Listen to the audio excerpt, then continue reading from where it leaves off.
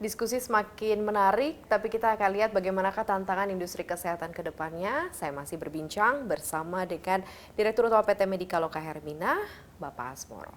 Baik dokter, kita lanjutkan kembali diskusi kita. Tadi kita sudah membahas banyak di depan.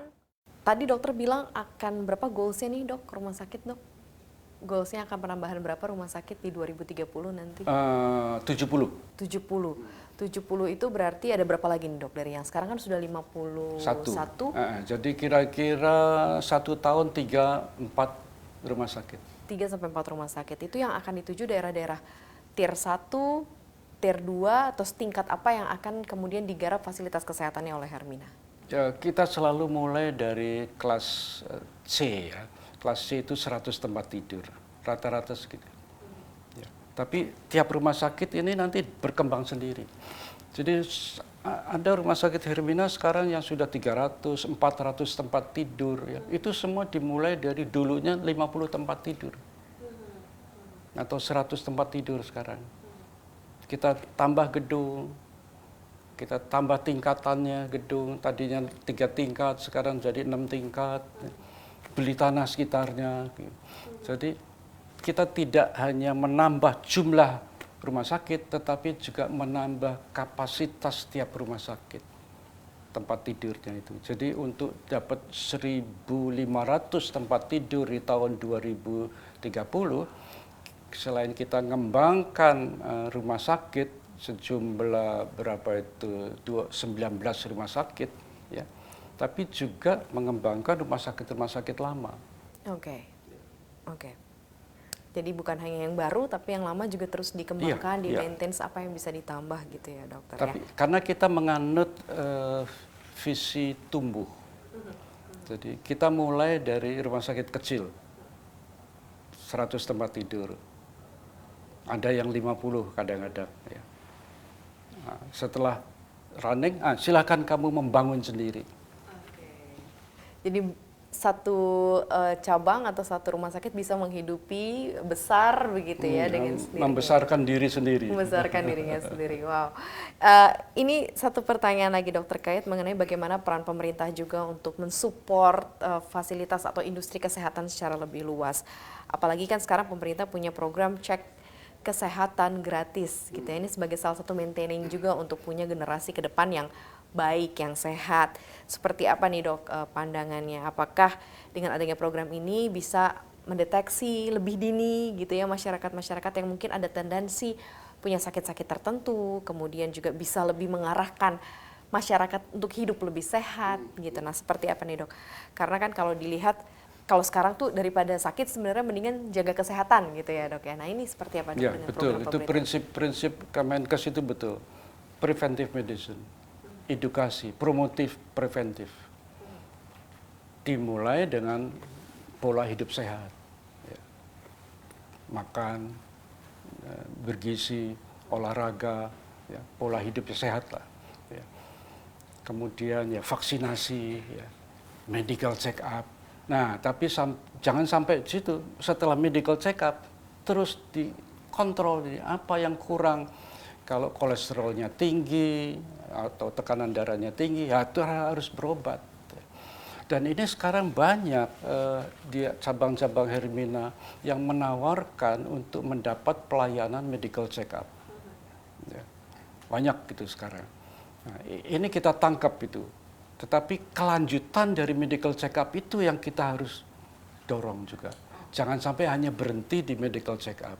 Nah, sehingga pemerintah juga begitu, jangan sampai dia berhenti medical check up gratis, tapi setelah itu tahu dia hipertensi, tahu dia diabetes, tapi ya sudah terbatas tahu saja.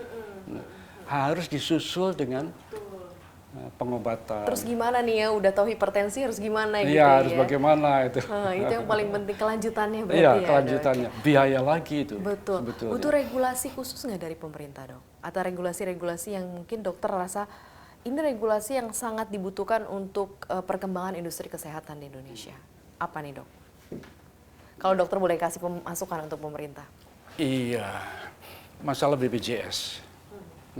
Karena BPJS itu penduduk Indonesia itu hampir 95% mungkin ya sudah ikut BPJS. Jadi artinya fasilitas itu bisa dipakai 95% pasien. Jadi peranan BPJS itu tinggi. Tapi memang tidak semua orang memakai karena fasilitas yang diberikan BPJS masih terbatas. Tapi BPJS juga mengeluarkan aturan-aturan dan rencana-rencana aturan yang masih belum jelas. Seperti KRIS. Ini masih belum jelas KRIS itu apa, untuk kelas berapa nantinya. Jadi rumah sakit juga masih tanda tanya, ini kita menyiapkan tempat tidur bagaimana, sesuai KRIS sekarang atau nanti. Kalau nanti bagaimana KRIS itu. Kemudian juga soal tarif. Tarif itu udah nggak naik lama sekali. Dan juga nanti katanya ada single tarif. Kita nggak tahu juga ketentuan single tarif itu bagaimana. Katanya single tarif itu berdasarkan kompetensi. Jadi artinya kalau berdasarkan kompetensi itu, kalau sekarang operasi bedah syaraf dilakukan di rumah sakit kelas C dan kelas A, beda tarifnya. Kalau single tarif itu logikanya sama, karena sesuai kompetensi dokter bedah syaraf tersebut. Apakah bedah syaraf itu ngerjakan di rumah sakit kelas C atau B atau D, sama tarifnya.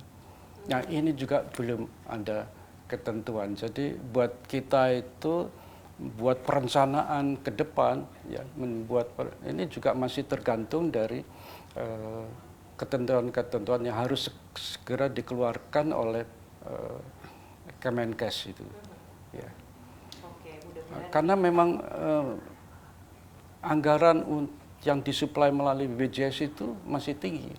Di Hermina itu 70% pasien kita itu masih pasien-pasien rata-rata ya, pasien-pasien BPJS. Ya, 30% masih non BPJS. Dari perusahaan, dari asuransi, dari out of pocket. Meskipun perusahaan out pocket asuransi itu sebetulnya punya kartu BPJS juga. Oke, ini masukan yang sangat baik sekali dan mudah-mudahan pemerintah bisa mendengar ini ya Pak, untuk memberikan fasilitas kesehatan lebih baik, lebih menyeluruh kepada masyarakat Indonesia secara keseluruhan. Regulasi, berarti ya dokter ya. Dari sisi regulasinya ya. Ya. Oke, ini menarik sekali diskusi kita dok, tapi sayang sekali waktunya sudah sangat-sangat terbatas, tapi kita jadi tahu, jadi dapat insight tentang industri kesehatan, seperti apa picture-nya saat ini dan harapannya in the futures nanti seperti apa, karena kita berharap kan generasi yang akan datang tuh generasi yang bukan hanya pinter-pinter gitu ya, tapi kalau bisa sih generasi yang sehat. Tapi ditekankan ya, industri kesehatan itu jangan ditafsirkan suatu industri yang menekankan pada profit. Beda itu. Industri kesehatan juga menekankan pada fungsi sosial. Ini beda itu. Jadi jangan tafsirkan industri kesehatan jelek. Itu pesan moralnya ya, pesan pentingnya ya dok ya di situ ya. Nggak cuma profit tapi ada social mission-nya juga di situ. Menangani pasien-pasien BPJS itu juga termasuk fungsi sosial. Bayangkan kalau semua rumah sakit nggak mau nangani BPJS. Maunya pasien-pasien private aja. Nggak boleh. Kita pengen ke depannya juga jauh lebih menyeluruh dan masuk fasilitas kesehatan. Doanya adalah ke semua lapisan masyarakat ya dok, kalau bisa ya, mencapai ke sana ya dok. Jadi orang nggak perlu susah-susah repot-repot ke kota besar, tapi karena di daerahnya udah ada fasilitas kesehatan yang mumpuni gitu ya dok, ya mimpi kita bersama ya dok. Terima kasih atas waktunya Direktur Utama PT Medika Loka Hermina atau Health, Dr. Hasmoro sudah berdiskusi. Terima kasih. Terima kasih atas waktunya.